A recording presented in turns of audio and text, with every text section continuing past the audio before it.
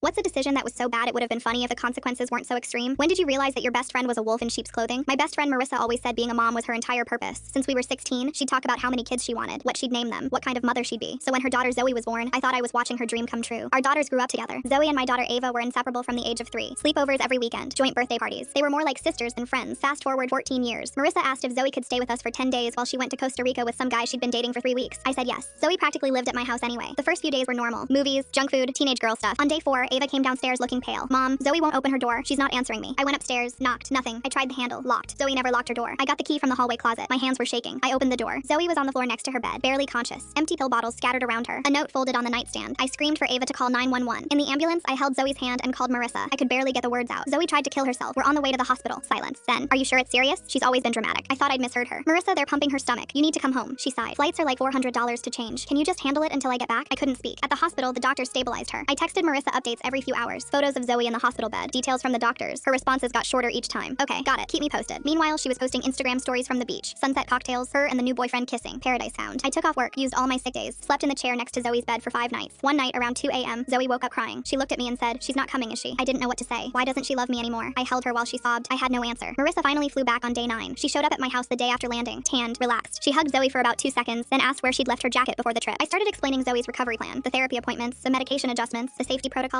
Marissa's face tightened. Why are you making all these decisions? She's my daughter. Because you weren't here. I needed a break. You don't understand the pressure I'm under. Your daughter almost died. Teenagers are dramatic. She probably just wanted attention. That's when I heard a sound from the hallway. Zoe was standing there. She'd heard everything. Marissa barely looked at her. I lost it. I told her she chose a vacation over her dying daughter. I told her Zoe's life was apparently worth less than a $400 flight change. I told her she wasn't a mother. She was a stranger who happened to give birth. Marissa's voice went cold. You've always wanted to take her from me. I see it now. She grabbed Zoe's bag from the couch. We're leaving. Zoe didn't move. Zoe, now. I don't want to go with you. Marissa's face twisted. Excuse me? I want to stay here. Marissa lunged toward her and grabbed her arm. Zoe screamed. I stepped between them. Get your hands off her. She's my daughter. You can't keep her from me. She just told you she doesn't want to go. Marissa pulled out her phone. Fine. I'm calling the police. You're kidnapping my child. 15 minutes later, 2 officers were standing in my living room. Marissa was crying, pointing at me, saying I'd manipulated her daughter and was holding her hostage. The officers asked to speak with Zoe alone. They took her into the kitchen. I could see her through the doorway. She was trembling, tears running down her face. Her hands were shaking in her lap. One officer knelt down to her level. I couldn't hear what he was saying, but I saw Zoe's face. I saw her look toward the living room where Marissa was still performing for the other officer. I saw the fear in her eyes. Then I saw her mouth move. She said something. The officer nodded, asked another question. Zoe answered. More tears, but she kept talking. The officer in the kitchen walked back out. He looked at Marissa. Ma'am, your daughter has expressed that she doesn't feel safe going home with you. She's asked to remain here. Marissa's performance stopped.